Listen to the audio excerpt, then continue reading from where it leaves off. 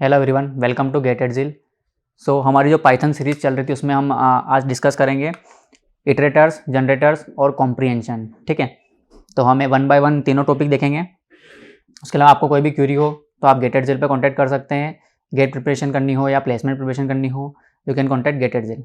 ठीक है, तो सबसे पहले हम डिस्कस करेंगे इटरेटर्स। ठीक है, इटरेटर्स क्या होते हैं और पाइथन में हम इटरेटर खुद कैसे बना सकते हैं। ठीक है, ये सारी चीज़ें हम डिस्कस करेंगे। उसके बाद हम जनरेटर डिस्कस करेंगे, जनरेटर कैसे बना सकते हैं। ठीक है, क्या फ़ायदा है इनका। ठीक है, और उसके अलावा कॉम्प्रीहेंशन जो है वो होता है कॉम्पैक्ट सिंटेक्स। पाइथन में हम कॉम्पैक्ट सिंटेक्स लिख सकते हैं जैसे। ठीक है, छोटे लूप है, जैसे हमें 3 लाइनें लिखनी है तो हम सिंगल लाइन में कैसे लिख सकते हैं। ऐसी जो कॉम्प्रीहेंशन है वो हम देखेंगे। ठीक है, ये तीनों टॉपिक आज हम डिस्कस करेंगे इस लेक्चर में। तो इटरेटर्स क्या होते हैं। तो इटरेटर्स पाइथन में जो भी हम डिस्कस करेंगे वो सारे के सारे क्या होते हैं, ऑब्जेक्ट होते हैं। फंक्शन भी ऑब्जेक्ट है, लिस्ट ऑब्जेक्ट है, सेट ऑब्जेक्ट है, डिक्शनरी ऑब्जेक्ट है, सब कुछ पाइथन में क्या ऑब्जेक्ट है। ठीक है, पाइथन एक ऑब्जेक्ट ओरिएंटेड प्रोग्रामिंग। तो इटरेटर्स जो है वो भी एक ऑब्जेक्ट है। और इटरेटर्स वो ऑब्जेक्ट क्या कंटेंट करता है, वो ऑब्जेक्ट कंटेंट करता है कुछ सेट ऑफ वैल्यूज़, जैसे कि 10 वैल्यूज़ है, 15 वैल्यूज़ है, या जो भी वैल्यूज़ है, set of countable number of values है। ठीक है, और वो सारी क्या है, one by one stored order में। ठीक है, समझ में आई बात कि क्या कह रहा है iterator. Iterator is object that contains countable number of values. ठीक है, काउंटेबल नंबर ऑफ वैल्यूज मतलब जैसे हमारे पास 15 हो गई, हम कुल मिला के उन्हें काउंटिंग कर सकते हैं। ठीक है, इनफाइनाइट हम नहीं जा रहे हैं। ठीक है, iterator is an object that can be iterated upon. ठीक है, तो आपने लूप पढ़े हैं, आप लूप क्या कहते हैं, ये लूप से हम क्या परफॉर्म करते हैं, इटरेशन परफॉर्म करते हैं। लेकिन इटरेबल वो ऑपरेशन परफॉर्म हो कैसे रहा है, लूप कैसे काम कर रहे हैं, ये भी हम इटरेटर के थ्रू देखेंगे। ठीक है, तो जैसे हम फॉर लूप चलाते हैं, ठीक है, फॉर एलिमेंट इन एल। ठीक है, फॉर एलिमेंट इन एल लिखा हुआ है, तो क्या है, ये एक लिस्ट है। ठीक है, और ये एलिमेंट हो रहा है, तो ये लूप किस तरीके से काम कर रहा है। ठीक है, वन बाय वन वैल्यू कैसे फेच कर रहा है, ये हम किसके अंदर डिस्कस करेंगे, हम इटरेटर्स के अंदर डिस्कस करेंगे। ठीक है, क्योंकि ये काम एक्चुअल हो कैसे रहा है, इटरेटर के थ्रू हो रहा है। ठीक है, तो जब हम आगे स्लाइड देखेंगे तो उसमें हम देखेंगे ये कैसे काम कर रहा है। ठीक है, तो ये चीज़ समझ में। इटरेटर क्या होते हैं, इटरेटर कुछ नहीं है, एक ऑब्जेक्ट है जो countable set of values content करता है, और उसके ऊपर अपन one by one iteration perform कर सकते हैं। ठीक है, जैसे मैंने अभी पहली वैल्यू एक्सेस करी, नेक्स्ट टाइम मैं जब कॉल करूंगा तो दूसरी वैल्यू मेरे पास अवेलेबल होनी चाहिए। ठीक है, ये चीज़ समझ में आई। Iterator versus iterable. ठीक है, दो वर्ड हमने यूज कर लिया अब तक, इटरेबल और इटरेटर। इटरेबल क्या होता है, इटरेबल जैसे लिस्ट हमारे पास है, सेट हमारे पास है, डिक्शनरी हमारे पास है। ठीक है, ये सारी चीज़ें, लिस्ट, टपल, डिक्शनरी, सेट, ये सारे क्या इटरेबल है, इटरेबल ऑब्जेक्ट्स हैं। ठीक है, लिस्ट का ऑब्जेक्ट बनाएंगे तो क्या इटरेबल ऑब्जेक्ट है। लेकिन इटरेटर क्या होता है, फिर इटरेटर और इटरेबल में डिफरेंस क्या है। तो इटरेबल जो है एक वो ऐसा समझ लीजिए कि एक ऑब्जेक्ट है जो रेप्ड कर रहा है इटरेटर को अपने अंदर। ठीक है, तो iterable content they are iterable containers which you can get an iterator form. ठीक है, तो हमें इटरेटर कहाँ से मिलेगा, इटरेटर क्या कहता है, इटरेटर क्या कह रहा है हमसे कि एक सेट ऑफ वैल्यूज होनी चाहिए, काउंटेबल वैल्यूज होनी चाहिए, जिसके ऊपर one by one iteration perform कर सकूँ। ठीक है, तो इटरेबल क्या कह रहा है, इटरेबल भी एक ऑब्जेक्ट है जिसके अंदर बहुत सारी वैल्यूज है। तो इटरेटर क्या करता है कि जो इटरेबल है, इटरेबल क्या है, एक ऑब्जेक्ट है। ठीक है, जिनके ऊपर हम इटरेशन परफॉर्म कर रहे हैं। ठीक है, तो इटरेबल जैसे लिस्ट है 1 2 3, तो इस लिस्ट के ऊपर, इस लिस्ट ये क्या है, ये एक इटरेबल है, इटरेबल। ठीक है, इस लिस्ट पर मैं क्या करूंगा, इस लिस्ट पर मैं इटर फंक्शन अप्लाई करूंगा। ठीक है, तो मुझे क्या मिलेगा, मुझे मिलेगा एक इटरेटर। ठीक है, इटरेटर मिलेगा, क्या मिलेगा, इटरेटर मिलेगा। ठीक है, इटरेटर मिलेगा। इस इटरेटर पे अगर यदि मैं नेक्स्ट मेथड कॉल करता हूं, ठीक है, नेक्स्ट ऑफ आईटी। ठीक है, इटरेटर में नेक्स्ट वैल्यू कॉल करता हूं तो मेरे पास पहली वैल्यू अवेलेबल होगी। जैसे मैं नेक्स्ट दोबारा कॉल करता हूं तो मुझे दूसरी वैल्यू अवेलेबल हो जाएगी, और जैसे मैं नेक्स्ट तीसरी बार कॉल करता हूं तो मुझे तीसरी वैल्यू अवेलेबल हो जाएगी। लेकिन अगर मैं चौथी बार नेक्स्ट वैल्यू कॉल करता हूं तो अब मेरे पास एरर आना चाहिए, या फिर एरर आएगा। ठीक है, हमारे पास क्या आएगा, एरर आएगा कि इटरेटर में अब वैल्यूज नहीं है। ठीक है, आप नेक्स्ट आप नहीं कॉल कर सकते। काउंटेबल वैल्यू थी, 3 वैल्यू थी, तीनों वैल्यू हमने वन बाय वन प्रोवाइड कर दी। ठीक है, ये चीज समझ में आई। इटरेबल ऑब्जेक्ट्स के थ्रू हम इटरेटर को गेट करते हैं। ठीक है, इटरेटर हमें कहां से मिलेगा, जो भी ऑब्जेक्ट इटरेबल है उन ऑब्जेक्ट के ऊपर अगर हम इटर मेथड अप्लाई करते हैं तो हमें क्या मिलेगा, इटरेटर हमें रिटर्न में मिलेगा, ठीक है। और हम लूप जो चलाते हैं एक्चुअल में किस पे चलाते हैं, इटरेटर पर चलाते हैं, ठीक है।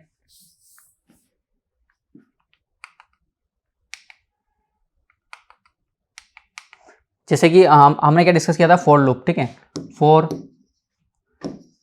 एलिमेंट इन एल, ठीक है। यहाँ एल बनी हुई 1 2 3। तो ये एक्चुअल में काम कैसे करता है, यहाँ क्या होता है, यहाँ क्या होता है कि आप जैसे लिखते हैं फॉर एलिमेंट इन एल, तो ये एल जो है ये एक्चुअल में लिस्ट से नहीं उठाता है वैल्यू, इटरेबल से नहीं उठाता, ये वैल्यू उठाता है इटरेटर से। तो ये लूप जो है ऑटोमेटिकली क्या करता है, इटर मेथड को कॉल करता है, उसमें एल पास करता है, ठीक है। और जो इटरेटर ये डन करता है वो यहाँ आता है और उस इटरेटर में से 1 बाय 1 नेक्स्ट करके वैल्यू फेच करके एलिमेंट में असाइन करता है, फिर हम उस एलिमेंट को यूज करते हैं, ठीक है। समझ में? तो या तो आप ऐसे लिखें, ठीक है, या फिर आप क्या लिख सकते हैं, सीधे इटर मेथड के थ्रू इटरेटर में असाइन करवा के इसके ऊपर नेक्स्ट मेथड कॉल कर सकते हैं, या फिर आप फॉर लूप लिखें तो फॉर लूप ये सारी चीजें ऑटोमेटिकली इनबिल्ड करता है, ठीक है। ऐसे समझ में आई कि फॉर लूप कैसे काम कर रहा है। इस एल को वो पहले इटरेटर में कन्वर्ट करेगा, फिर इटरेटर से 1 बाय 1 नेक्स्ट मेथड के थ्रू वैल्यू फेच करेगा और वो वैल्यू कहाँ मिलेगी, हमें एलिमेंट के थ्रू मिलेगी, ठीक है। ऐसे समझ में आई। तो हम ये इसको रन करके देख लेते हैं, ठीक है। ये जो इनबिल्ट जो क्लासेस है, लिस्ट, टपल, डिक्शनरी, इन सब के अंदर इटर मेथड पहले से अवेलेबल है, ठीक है। इटर मेथड जब हम कॉल करेंगे, ठीक है, तो जब भी हम इटर मेथड कॉल करेंगे तो हमें इटरेटर मिल जाएगा रिटर्न में। और हम अगर यदि हम कोई क्लास को इटरेटर बनना चाहते हैं तो वो भी हम आगे डिस्कस करेंगे हम कैसे बना सकते हैं हमारी डिफॉल्ट क्लास को इटरेटर, ठीक है। जैसे मैंने कोई वैल्यूज, जैसे मैंने कोई फंक्शन क्लास बनाई, क्या बनाई, माई क्लास, ठीक है। लेकिन मैं चाहता हूं कि इस क्लास का भी कोई इटरेटर बने, तो हम वो कैसे बना सकते हैं, कस्टम इटरेटर हमारे लिए, वो भी हम डिस्कस करेंगे आगे, ठीक है। तो पहले हम ये दोनों मेथड डिस्कस कर लेते हैं, इटर मेथड और नेक्स्ट मेथड, कि ये काम कैसे कर रही है।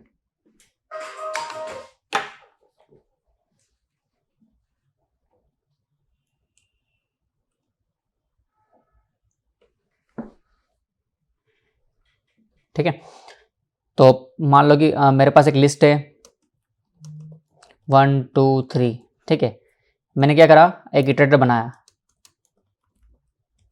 इसके अंदर एल पास कर दिया, ठीक है। इटरेटर क्या करेगा, इटर मेथड क्या करेगी, कोई भी एक इटरेबल लेगी और उस इटरेबल के कॉरेस्पॉन्डिंग एक इटरेटर क्रिएट करेगी और हमें रिटर्न कर देगी, ठीक है। तो हम पहले टाइप प्रिंट करवा लेते हैं कि आईटी किस टाइप का है, तो हमें पता चल जाएगा किस टाइप का है, ठीक है। और हम एल का भी टाइप प्रिंट करवाते हैं,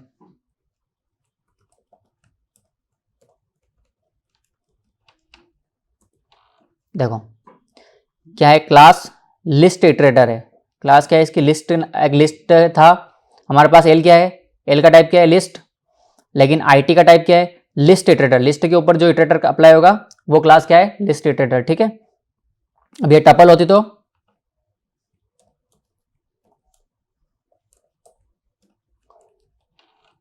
इसका टाइप क्या होता, टपल इटरेटर, ठीक है। टपल इटरेटर एक क्लास बनी हुई है जो टपल के ऊपर इटरेशन परफॉर्म में काम करने में काम आती है। लिस्ट के ऊपर एक क्लास बनी हुई है लिस्ट इटरेटर, तो लिस्ट के ऊपर परफॉर्म करने में काम आती है, ठीक है।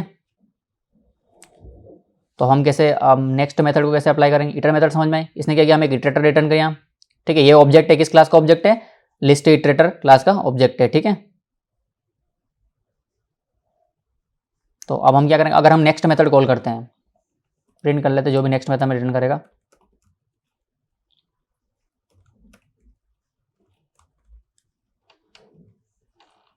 तो इसने हमें क्या रिटर्न में दिया, 1 रिटर्न में दिया, ठीक है। ये 1 था हमारे पास, 1 दिया। अगर मैं दोबारा नेक्स्ट कॉल करता हूं तो क्या होगा, ठीक है। 2 बार मैंने नेक्स्ट कॉल किया तो पहली बार में 1 आना चाहिए, दूसरी बार में क्या आना चाहिए, 2 आना चाहिए, ठीक है। दूसरी बार नेक्स्ट कॉल किया तो क्या आया, 2 आया। अब मैं तीसरी बार कॉल करूंगा तो क्या होगा, 3 बार मैं कंटिन्यूसली नेक्स्ट मेथड कॉल कर रहा हूं तो मुझे 1 2 3 मिल रहा है। और अगर मैं 4th टाइम कॉल करता हूं तो हमारे पास एक एरर आई है, देखिए। जब 3 बार कॉल किया तो इसने 1 2 और 3 तो प्रिंट कर दिया। उसके बाद इसने, जैसे मैंने 4th टाइम कॉल किया नेक्स्ट मेथड को इटरेटर पर, तो उसने मुझे एरर दी है कि स्टॉप इटरेशन, ठीक है। स्टॉप इटरेशन एक एरर आई है, क्यों आई है, क्योंकि अब उसके अंदर इटरेबल के अंदर कोई वैल्यू बची ही नहीं है। आप अगर 4th टाइम नेक्स्ट कॉल करेंगे तो आपको क्या मिलेगा, एक एरर मिलेगा स्टॉप इटरेशन नाम से। ठीक है, हम इन सारे एरर्स को और भी डिटेल में देखेंगे एक्सेप्शन हैंडलिंग जब हम पढ़ेंगे। ठीक है, तो इटरेटर समझ में आपको कि आप कैसे इटरेटर बना सकते हैं और उसके ऊपर कैसे 1 बाय 1 ट्रेवर्स कर सकते हैं। ठीक है,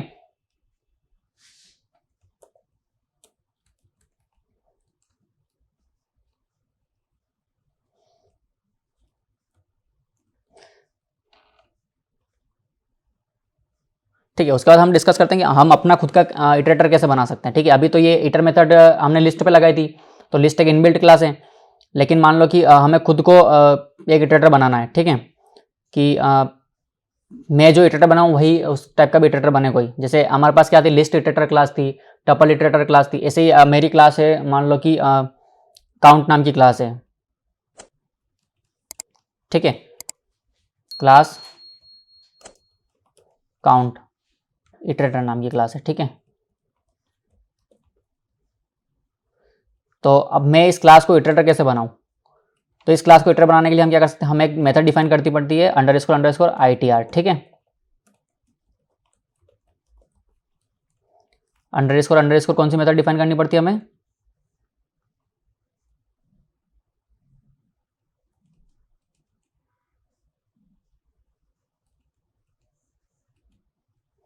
ठीक है, अगर मैं काउंट इटरेटर बना रहा हूं तो हमें कौन सी मेथड डिफाइन करनी पड़ेगी, अंडरस्कोर ITR मेथड।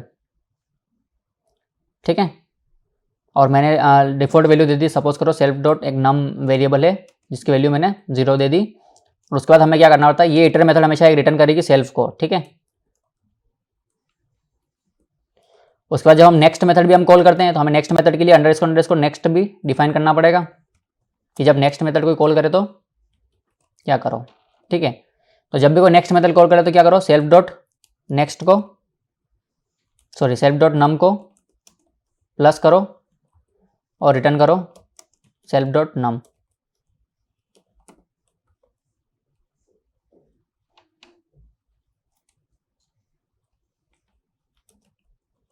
हमें पुरानी वैल्यू रिटर्न करनी है, x equal to self dot num. ठीक है, जब भी कोई नेक्स्ट मेथड कॉल करे तो पहले 0 रिटर्न करो, उसके बाद नम सेल्फ डॉट नम की वैल्यू। ठीक है, यहाँ क्या हो रहा है कि सबसे पहले तो हमने एक जो पुरानी वैल्यू थी वो x वेरिएबल में स्टोर कर ली, उसके बाद नम को इंक्रीमेंट कर दिया और हमने क्या कर दिया, पुरानी वैल्यू रिटर्न कर दी। ठीक है, ये दोनों चीज़ समझ में आई कि हमने इटरेटर कैसे बनाया, इटरेटर क्लास कैसे बनाई। ठीक है,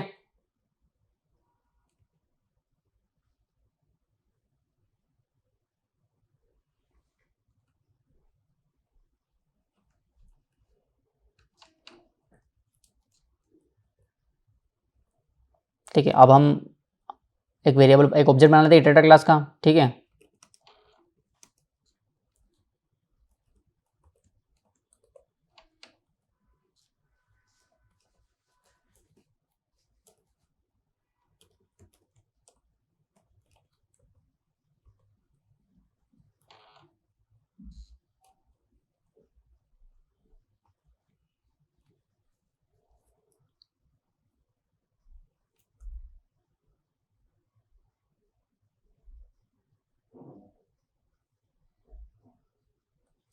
ठीक है, अब यहाँ क्या होता है हम वो देखते हैं पहले तो।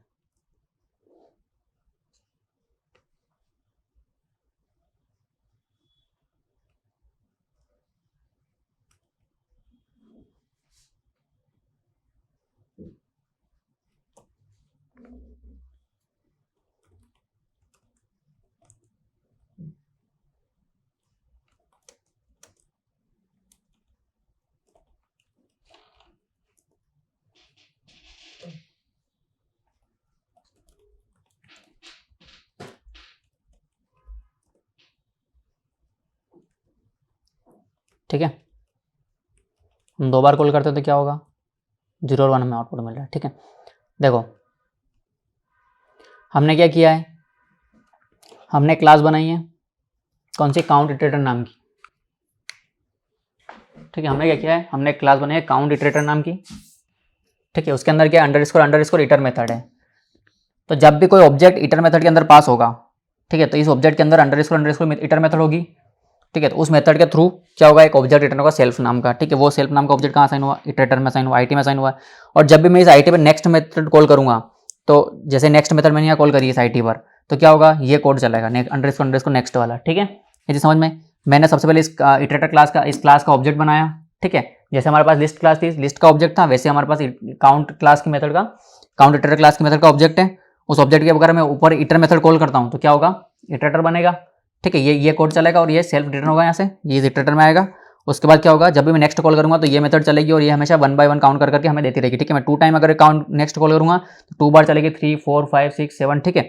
लेकिन ये जो कोड है ये क्या है, इनफाइनाइट कोड है, कि जब भी मैं नेक्स्ट कॉल करूंगा +1 करते करते मुझे आउटपुट देता लगेगा। लेकिन कहीं ना कहीं हमने क्या कहा, इटरेटर में क्या होना चाहिए, काउंटेबल नंबर ऑफ एलिमेंट्स होना चाहिए। तो हमें कहीं ना कहीं जाके इस इटरेशन को रोकना होगा, ठीक है, अदरवाइज इनफाइनाइट लूप में हम फंस सकते हैं।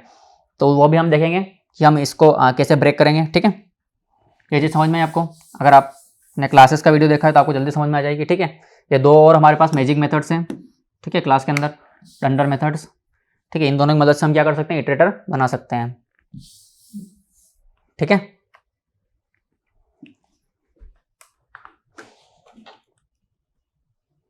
जैसे मैंने 2 टाइम कॉल किया तो मुझे आउटपुट में क्या मिला, 0 मिला और 1 मिला, ठीक है। अगर मैं 3 टाइम कॉल करूंगा तो मुझे 0 1 और 2 मिलेगा, ठीक है। 0 0 1 और 2 मिल रहा है, ठीक है। लेकिन अगर मैं ऐसे लूप के अंदर इसको चला दूं तो क्या होगा, इन्फाइनाइटली कहीं स्टॉप नहीं होगा, तो मुझे कहीं ना कहीं स्टॉप करना पड़ेगा इसको, ठीक है। तो मैं चेक कर लेता हूँ, यहाँ कंडीशन लगा देते, if self dot num greater than 20, then क्या करो,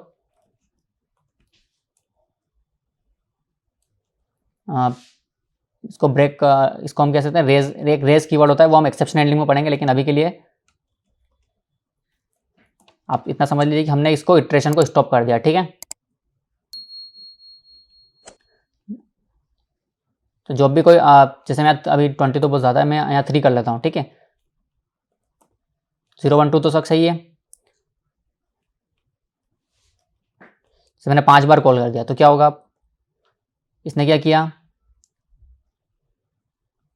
0 1 2 3 तो कॉल किया, लेकिन जैसे 3 से बड़ी वैल्यू हुई 4 तो इसने क्या कर दिया, एक एरर हमें दे दिया, स्टॉप इटरेशन, ठीक है। यह क्यों दिया, ये हमें क्यों मिला, क्योंकि हमने यहाँ पे एरर रेज करा है, ठीक है। ये रेज एरर हम और डिटेल में डिस्कस करेंगे जब हम एक्सेप्शन हैंडलिंग पढ़ेंगे नेक्स्ट लेक्चर में, ठीक है। तो अभी के लिए इतना समझ लीजिए कि हमें इस इटरेशन को स्टॉप करना है कहीं ना कहीं जाके, ठीक है। अदरवाइज नेक्स्ट मेथड हम जब भी कॉल करेंगे हमें नेक्स्ट वैल्यू देती रहेगी, तो हमें कहीं ना कहीं से स्टॉप करना है। तो उसके लिए हमने क्या किया है, कंडीशन लगा दी है कि जब भी नम ग्रेटर देन 3 हो जाए तो स्टॉप कर दो इटरेशन को, ठीक है। ऐसे समझ में आई कि हम कस्टम इटरेटर कैसे बना सकते हैं, ठीक है। अब यहाँ पे हम टाइप भी प्रिंट करवा लेते हैं एक बार कि दोनों किस किस टाइप के हैं, ठीक है। ऑब्जेक्ट का टाइप क्या है और IT का टाइप क्या है,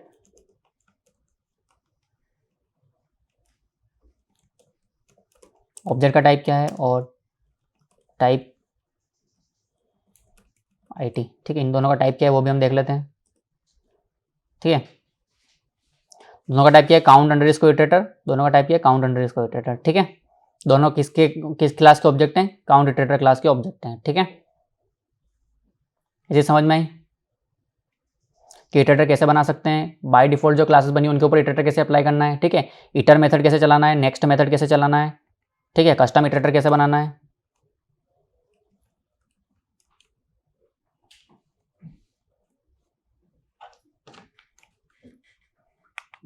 ठीक है। तो इटरेटर के बाद हम जो नेक्स्ट टॉपिक डिस्कस करने जा रहे हैं वो है जनरेटर्स, ठीक है।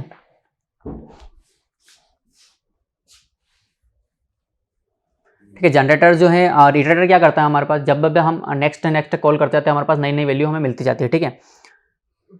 और जनरेटर भी सेम कंसेप्ट पे बेस्ड है, लेकिन थोड़ा सा ऑप्टिमाइज्ड है इटरेटर से, कि मेमोरी थोड़ा सा कम लेते हैं और थोड़ा फास्टर हमें रेस्पॉन्स मिलता है, ठीक है। और इटरेटर में हम रिटर्न स्टेटमेंट यूज़ करते हैं, लेकिन जनरेटर में हम कौन सा स्टेटमेंट यूज़ करते हैं, यील्ड स्टेटमेंट, ठीक है। YIELD यील्ड स्टेटमेंट के थ्रू हम वैल्यूज रिटर्न करवाते हैं, ठीक है।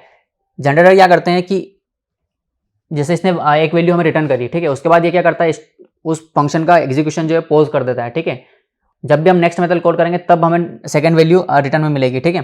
तब तक के लिए फंक्शन उसी स्टेट में स्टॉप वहीं रहेगा, ठीक है, पॉज रहेगा, उसका एग्जीक्यूशन वो आगे नहीं बढ़ेगा। जैसे कि हमने यहाँ पे एक इटरेटर डिफाइन किया है, ठीक है। एक फंक्शन है, फंक्शन का नाम क्या है, देखो इटरेटर में जब हम बनाते हैं तो हमें क्या करना पड़ता है, इटर मेथड और underscore hitter underscore next method को हमें डिफाइन करना पड़ता है। हमें बहुत सारी चीज़ें उसके अंदर मैन्युअली करनी पड़ती है। लेकिन जनरेटर जब हम बनाते हैं तो हमें कुछ नहीं करना पड़ता है।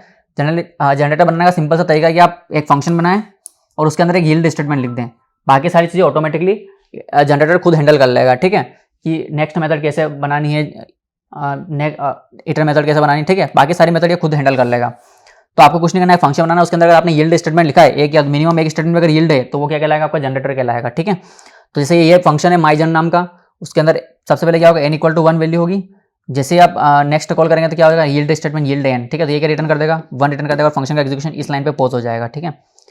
जैसे आप दोबारा नेक्स्ट मेथड कॉल करेंगे तो यहाँ से एग्जीक्यूशन वापस चालू होगा, n में वैल्यू प्लस होगी और यहाँ से रिटर्न हो जाएगी, ठीक है, और यहाँ एग्जीक्यूशन पॉज हो जाएगा। फिर से आप नेक्स्ट मेथड कॉल करेंगे तो क्या होगा, n में फिर वैल्यू +1 होगी और उसके बाद फिर यील्ड स्टेटमेंट चलेगा जो नई वैल्यू रिटर्न करेगा और फिर एग्जीक्यूशन यहाँ के पॉज हो जाएगा। आप नेक्स्ट मेथड फिर कॉल करेंगे तो आपके पास एरर आ जाएगी, आप जनरेटर में नेक्स्ट वैल्यू नहीं है, ठीक है। ये चीज समझ में आई कैसे 1 बाय 1 नेक्स्ट मेथड चलेगी, ठीक है। आपको कुछ नहीं करना, आपको सिर्फ एक यील्ड स्टेटमेंट लिखना है रिटर्न स्टेटमेंट की जगह, ठीक है। आपके पास एक भी अगर यील्ड स्टेटमेंट हुआ फंक्शन के अंदर तो आपका क्या कहलाएगा, जनरेटर कहलाएगा, ठीक है। तो हम ये कोड चला के देखते हैं कि कैसे जनरेटर बना रहे हैं, ठीक है। तो जैसे मैंने किया डिफाइन माई जनरेटर, ठीक है। तो मुझे क्या करना है, मैंने n को 0 वैल्यू दी स्टार्टिंग में और मैंने यील्ड कर दिया n, ठीक है। उसके बाद मैंने n की वैल्यू +1 कर दी, फिर मैंने इसको यील्ड किया, ठीक है, n की वैल्यू 2 कर दी, फिर मैंने इसको यील्ड किया, ठीक है। अब जैसे मैं कॉल करता हूँ माई जन, ठीक है, और मैं प्रिंट करता हूँ,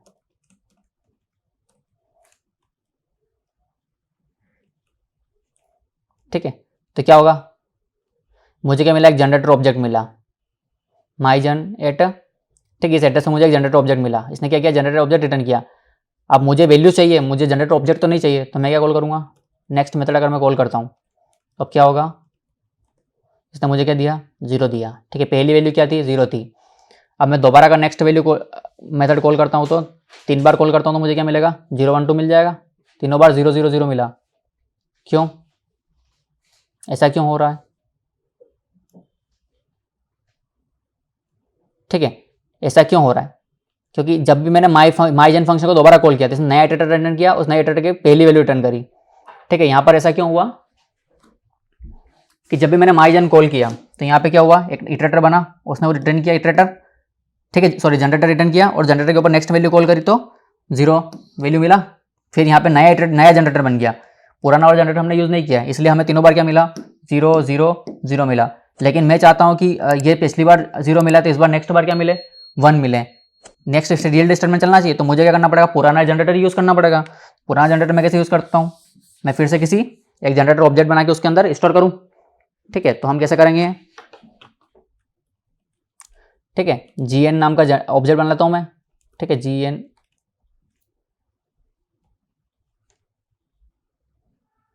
ठीक है,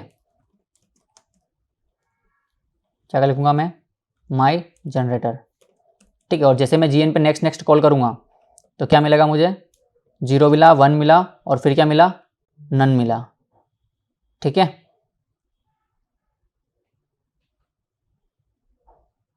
यील्ड n लिखना था, ठीक है, इसलिए नन मिला अपने को, 0 1 और 3, ठीक है। पिछली बार क्या मिला, 0, इसने यील्ड किया 0, उसके बाद इसने +1 किया, यील्ड किया, n 0 + 1 कितना हो गया, 1, और 1 इस बार +2 था तो 1 + 2 कितना होता है, 3, तो यील्ड किया तो n मतलब 3 हमें मिला। अब अगर मैं चौथी बार अगर यही सेम नेक्स्ट मेथड कॉल करता हूँ तो मुझे क्या मिलना चाहिए, इस बार फिर से मुझे मिरर मिला, क्या मिला, स्टॉप इटरेशन, कि आप अब आगे कॉल नहीं कर सकते, आपके सारे यील्ड स्टेटमेंट चल चुके हैं, ठीक है, नेक्स्ट आप मेथड आप कॉल नहीं कर सकते हैं। तो जनरेटर आपको समझ में आया कि जनरेटर में क्या और इटरेटर में क्या डिफरेंस है, कि आपको जनरेटर में यील्ड स्टेटमेंट लिखना है, ठीक है, और आप ये 1 बाय 1 चलेगा और एग्जीक्यूशन कहाँ पहुंच जाएगा, जहाँ से आपका यील्ड स्टेटमेंट चला उसके बाद आप जब नेक्स्ट मेथड कॉल नहीं करेंगे तब तक उस फंक्शन का एग्जीक्यूशन आगे नहीं बढ़ेगा, ठीक है। ये चीज़ आपको याद रखनी है, ठीक है।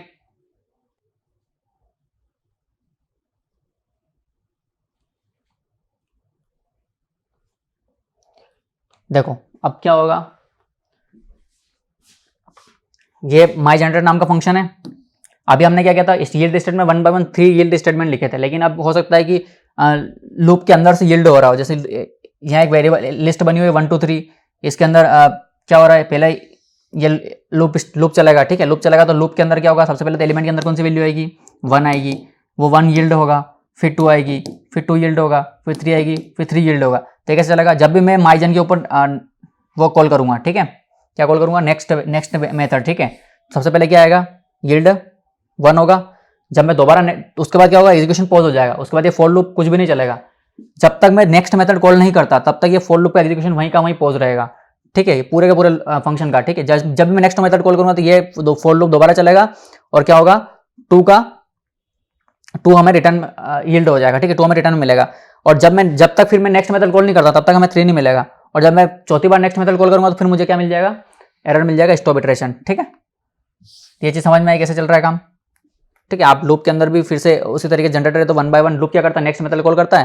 तो यहाँ पे क्या होगा, जनरेटर क्रिएट होगा, for loop automatically next method call करते करते सारी वैल्यूज फेच करके प्रिंट कर देगा, ठीक है। तो ये आप रन करके ट्राई करिएगा, ठीक है। हमारा जो नेक्स्ट टॉपिक है वो है कॉम्प्रिहेंशन। देखो कॉम्प्रिहेंशन क्या होता है कि हमने लिस्ट, जैसे हमारे पास एक लिस्ट है, मुझे 1 to 10 की एक लिस्ट क्रिएट करनी है, तो मैं कैसे क्रिएट कर सकता हूँ। मेरे पास एक तरीका है कि मैं फॉर लूप चला लूँ, ठीक है। क्या कर लूँ, for equal to for i in range 1 से 10 करनी तो 1,11 और एक लिस्ट एम्प्टी लिस्ट बना लेता हूँ, ठीक है। एल डॉट अपेंड आई, तो ये क्या करेगा, 1 by 1 1 2 3 4 5 6 7 8 9 10 उस लिस्ट के अंदर अपेंड कर देगा। लेकिन अब मैं क्या चाहता हूँ कि 3 लाइनें लिखने के बजाय एक लाइन में काम नहीं हो सकता क्या है, तो ये काम करने के लिए हमारे पास क्या है, कॉम्प्रिहेंशन, ठीक है। लिस्ट बनानी है तो लिस्ट कॉम्प्रिहेंशन, सेट बनाना तो सेट कॉम्प्रिहेंशन, टपल बनानी है तो टपल कॉम्प्रिहेंशन, डिक्शनरी बनानी है तो डिक्शनरी कॉम्प्रिहेंशन, ठीक है। इन चारों चीजों का हमारे पास कॉम्प्रिहेंशन अवेलेबल है, ठीक है। तो लिस्ट कॉम्प्रिहेंशन कैसे करेंगे हम, ठीक है। ये क्या है, शॉर्ट, ये 3 लाइनें लिखी है मैंने, इन 3 लाइनों को मैं एक लाइन में कंबाइन करना चाहता हूँ कि मैं कैसे कर सकता हूँ, ठीक है। ये 1 to 10 की लिस्ट है, मुझे इवन नंबर की लिस्ट बनानी है 1 to 100 तक, तो मैं 3 लाइन लिखने के बजाय क्या करूँगा, मैं चाहता हूँ कि पाइथन में सिंपल कोई सिंटेक्स हो, कंसाइज सिंटेक्स हो, ठीक है, कोई छोटा सिंटेक्स हो तो बेनिफिशियल है। तो उसके लिए क्या है, लिस्ट कॉम्प्रिहेंशन क्या सिंटेक्स क्या है वो हम देख लेते हैं। देखो लिस्ट कॉम्प्रिहेंशन करना है तो सबसे पहले तो आपको लिस्ट का सिंबल लगाना है, ठीक है। उसके बाद आपको क्या वैल्यू इस लिस्ट के अंदर अपेंड करवानी है उसका आप यहाँ लिखिए। जैसे यहाँ मुझे आई वेरिएबल की जो वैल्यू अपेंड करवानी है, ठीक है, आई लिखा है, ठीक है। उसके बाद क्या लगा हुआ है, लूप लगा हुआ है, तो उसके बाद आप लिखिए पूरा पूरा loop as it is, for i in range 1,11, ठीक है। ये सिंटेक्स क्या है, ये कहला रहा है लिस्ट कॉम्प्रिहेंशन। इस लिस्ट के ब्रैकेट के अंदर ही मैं लूप रन कर रहा हूँ, ठीक है। तो वो क्या कह रहा है कि ये लिस्ट के अंदर ही लूप रन करने को क्या कह रहा हूँ मैं, लिस्ट कॉम्प्रिहेंशन कह रहा हूँ कि एक लाइन में मैंने पूरी लिस्ट जनरेट कर दी, जो जनरेट हुई है उसको मैंने किस में असाइन कर लिया है, एल में असाइन कर लिया, ठीक है। तो l equal to i for i in range 1,11, ठीक है।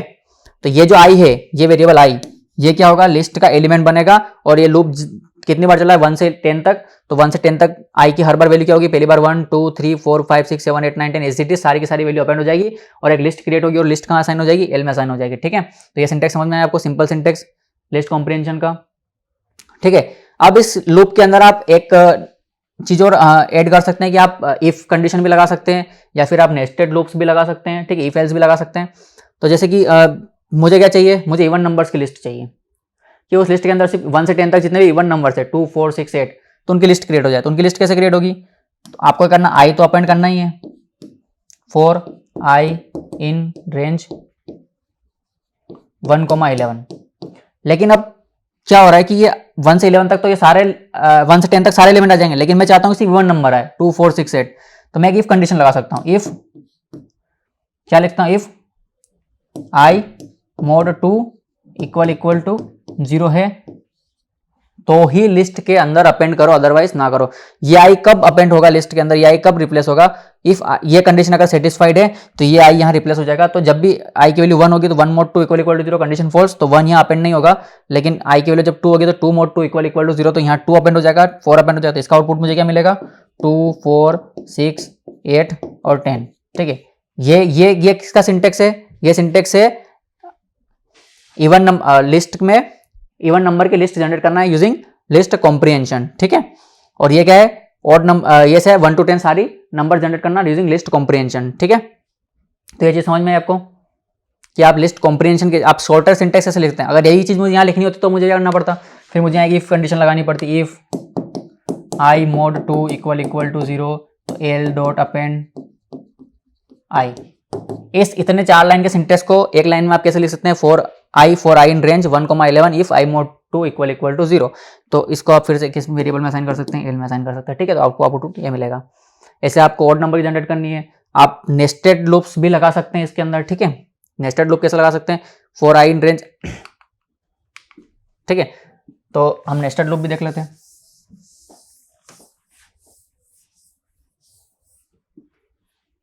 देखिए नेस्टेड लूप कैसे लगा सकते हैं, हम क्या करते हैं, हम एक लिस्ट बनाते हैं, l equal to empty list है, ठीक है। मैंने क्या करा, फॉर i इन रेंज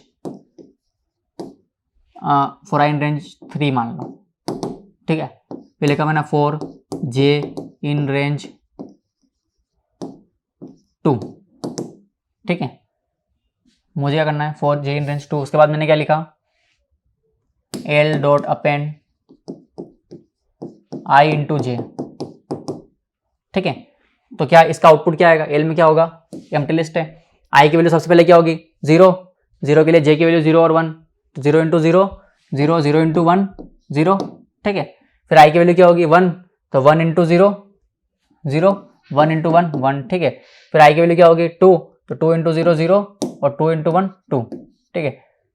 तो ये कुछ इस तरीके का l में हमारे पास आउटपुट आएगा इतने सारे कोड के बाद, ठीक है। अब इस इतने सारे कोड को मुझे क्या करना है, मुझे एक सिंगल लिस्ट कॉम्प्रिहेंशन करना है, मुझे एक सिंगल लाइन में ये इस तरीके का आउटपुट चाहिए। तो मैं क्या लिखूंगा, मुझे अपेंड क्या करना है, i इंटू जे करना है, ठीक है। अब i की वैल्यू क्या आएगी, फॉर i इन रेंज 3 और नेक्स्ट लूप क्या है, फॉर j इन रेंज 2। ये सिंटेक्स है, ये सिंटेक्स कैसे आप इस फॉर लूप के अंदर, ये फॉर लूप है, for i in range 3 for j in range 2, आप क्या करो i इंटू जे को लिस्ट के अंदर ऐड कर दो और l में असाइन कर लेंगे, ठीक है। ये सिंटेक्स समझ में आया। कुछ नहीं करना आपको, 2 लूप जो लिखे हैं एज इट इज आपको लूप लिखने हैं, लूप के बाद लूप, आप 2 लूप 3 लूप भी लिख सकते हैं लिस्ट कॉम्बिनेशन के अंदर, जो वैल्यू आपको अपेंड करनी है वो स्टार्टिंग में लिखनी है आपको, ठीक है। ये समझ में आई कि आप किस तरीके से कर सकते हैं। इफ एल्स वगैरह भी बहुत सारे और कॉम्बिनेशन ट्राई कर सकते हैं लिस्ट कॉम्बिनेशन के। आप जैसे 2D नेस्टेड लिस्ट है वो भी क्रिएट कर सकते हैं, ठीक है। ऐसी बहुत सारी चीजें हैं, आप लिस्ट कॉम्प्रिहेंशन, ठीक है, और भी आप चीजें ट्राई कर सकते हैं लिस्ट कॉम्प्रिहेंशन में। तो कॉम्प्रिहेंशन समझ में आया कि इतने बड़े कोड को, 4 लाइन के कोड को मैं सिंगल लाइन में कैसे कन्वर्ट किया है, ठीक है।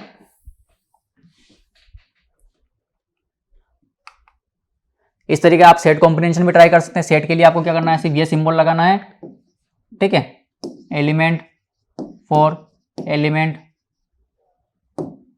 ठीक है, इन जैसे क्या लिख सकते हैं, i for i in range 4।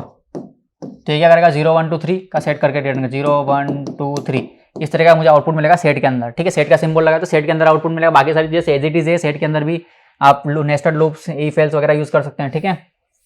उसके बाद जैसे डिक्शनरी कॉम्प्रिहेंशन है, तो डिक्शनरी कॉम्प्रिहेंशन कैसे करेंगे, डिक्शनरी में क्या होता है, की कोलन वैल्यू पेयर चलता है, ठीक है।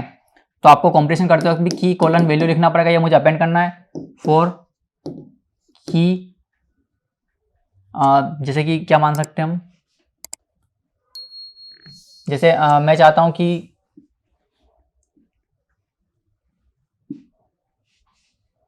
जैसे मैं इस तरीके की डिक्शनरी चाहता हूं, किस तरीके की, 1 हो तो यहाँ फॉल्स आए, 2 हो तो यहाँ ट्रू आए, 3 हो तो यहाँ फॉल्स आए, 4 हो तो यहाँ क्या आ जाए, ट्रू आ जाए। मतलब कोई अगर ये इवन नंबर है तो उसके सामने ट्रू आए, और कोई ऑड नंबर है तो उसके सामने क्या है, फॉल्स आए, ठीक है। तो मैं इसको कॉम्प्रिहेंशन से कैसे क्रिएट कर सकता हूँ, ठीक है, कि i कॉलन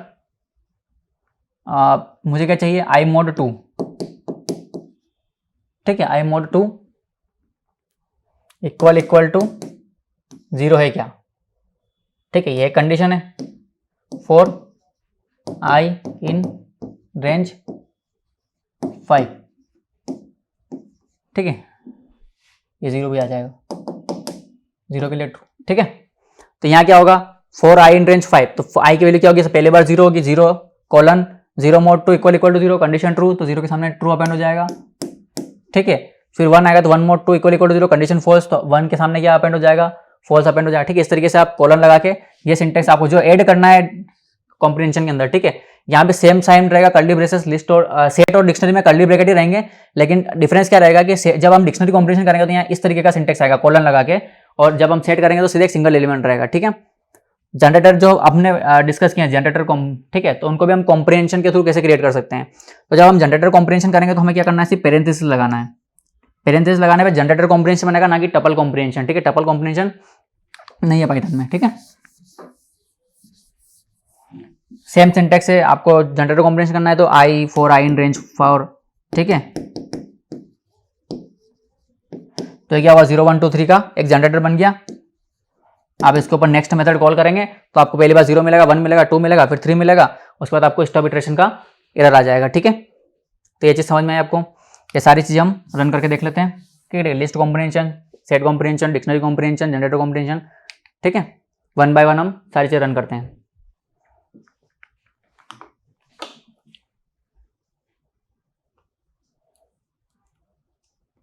देखो हमें करना है लिस्ट को कॉम्बिनेशन करना है, तो हम इवन नंबर्स की लिस्ट बना लेते हैं। एल इक्वल टू एक एम्प्टी लिस्ट है हमारे पास, 4i इन रेंज, ठीक है, 5 if i mod 2 equal to 0 है तो क्या करो l डॉट अपेंड i,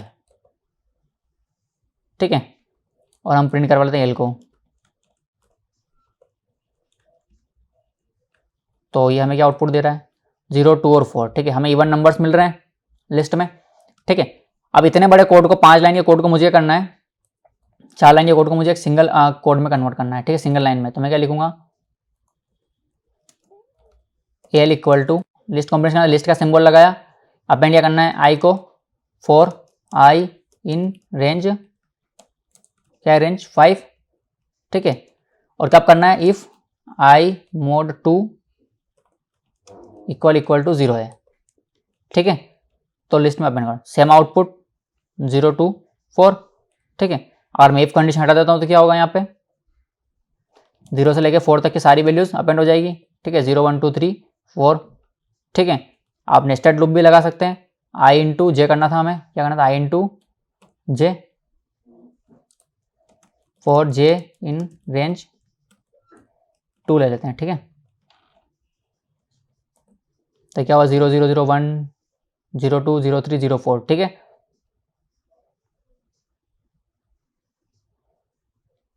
कितने एलिमेंट आएंगे 5 2 सा 10 एलिमेंट, ठीक है। ये 10 एलिमेंट इसके अंदर पूरे हैं, ठीक है। तो इस तरीके से आप नेस्टेड लिस्ट भी क्रिएट कर सकते हैं, ठीक है। बाकी आप कॉम्बिनेशन ट्राई करिएगा और आप क्या क्या कॉम्बिनेशन इसमें बिठा सकते हैं। उसी तरीके से आप सेट कॉम्प्रिहेंशन कर सकते हैं। जैसे अब ये हमारा i इंटू जे क्या था, लिस्ट कॉम्प्रिहेंशन था, लिस्ट के अंदर डुप्लीकेट वैल्यूज आ रही है, लेकिन अगर हम इसको सेट कॉम्प्रिहेंशन में करेंगे तो क्या होगा हमारे पास सिर्फ यूनिक वैल्यूज आएगी, ठीक है। 0 1 2 3 4, ये देखिए सेम सिंटेक्स, लेकिन सेट के अंदर क्या हुआ 0 1 2 3, और डिक्शनरी लिस्ट के अंदर क्या हुआ डुप्लीकेट वैल्यूज भी आई है, ठीक है। आप चाहें तो i कॉलन जे को मैप करवा के क्या कर सकते हैं, डिक्शनरी कॉम्प्रिहेंशन कर सकते हैं। अब ये क्या बनेगी, अब ये डिक्शनरी बनेगी, ठीक है। 0 पहले i की वैल्यू 0 थी, j की वैल्यू 1 हुई, ठीक है। पहले i की वैल्यू 0 थी, फिर जब i की वैल्यू 0 थी और j की वैल्यू 1 थी तो j ने उस 0 को ओवरराइड कर दिया, ठीक है, 1 ने। तो 0 के साथ 1, j के साथ 1, 2 के साथ 1, ठीक है, 3 के साथ 1, 4 के साथ 1, सबके साथ क्या हुआ 1 1 अपेंड हुआ, जो j की लास्ट वैल्यू रही होगी, ठीक है। ये आउटपुट कैसे आया समझ में आया आपको? देखिए मैं आपको बता देता हूँ। पहले क्या हुआ i की वैल्यू क्या, हमें डिक्शनरी क्रिएट करी, ठीक है। i की वैल्यू क्या है 0, j की वैल्यू क्या हुई 0 हुई तो उसने 0 यहाँ ऐड करा। फिर क्या हुआ लूप दोबारा चला अंदर इनर लूप, तो j की वैल्यू क्या हुई 1, तो उसने 0 के सामने क्या वापस क्या अपेंड कर दिया 1 कर दिया, ओवरराइड कर दिया, ठीक है। फिर फिर j की वैल्यू i की वैल्यू 1 हुई, पहले उसने 0 किया, उसके बाद उसने 1 हुआ तो उसने फिर 1 अपेंड कर दिया, ठीक है। ऐसे 2 के साथ हुआ, तो जो j की लास्ट वैल्यू रहेगी वही अपेंड हुई है, ठीक है। डिक्शनरी के अंदर क्या हुआ सेम की पे डुप्लीकेट वैल्यू नहीं हो सकती, सेम की एक की के सामने एक ही वैल्यू हमें अवेलेबल रहेगी और वो कौन सी अवेलेबल रहेगी यहाँ पे, लास्ट वैल्यू अवेलेबल रहेगी, ठीक है। तो इस तरीके से आप डिक्शनरी कॉम्प्रिहेंशन कर सकते हैं आप, ठीक है। और जनरेटर कॉम्प्रिहेंशन कैसे करेंगे हमने क्या किया, ये जनरेटर लगा दिया, अगर पेरेंथेसिस लगाएंगे तो क्या हो गया, जनरेटर कॉम्प्रिहेंशन बनेगा, आई कॉलन जे नहीं लगा सकते, आई इंटू जे कर लिया, ठीक है। तो अब देखो अब क्या मिला हमें, एक जनरेटर ऑब्जेक्ट मिला, एल क्या हमारा जनरेटर ऑब्जेक्ट है, और हमें वैल्यू चाहिए जनरेटर, तो हम क्या कॉल करेंगे, नेक्स्ट मेथड कॉल करेंगे, तभी हमें जनरेटर की नेक्स्ट वैल्यू मिलेगी, ठीक है। तो हमें स्टार्टिंग में मिला 0 मिला, हमें स्टार्टिंग में क्या मिला, 3 बार 0 मिलेंगे, उसके बाद हमें क्या मिलेगा, 1 मिलेगा, ठीक है। तो मैं 4 वैल्यू प्रिंट कर लेता हूँ, ठीक है। 3 बार 0 मिला, उसके बाद हमें क्या मिला, 1 मिला, ठीक है। ये चीज़ समझ में आई आपको।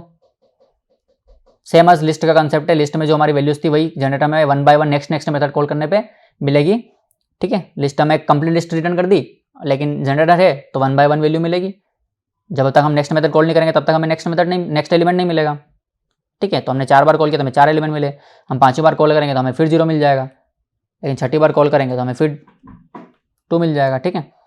देखिए ये 5वीं बार कॉल किया फिर 0, 6ठी बार किया तो 2, ठीक है। ये चीज़ समझ में आई आपको कि आप कॉम्प्रिहेंशन कैसे कर सकते हैं, सिंपल और सिंटेक्स कैसे लिख सकते हैं,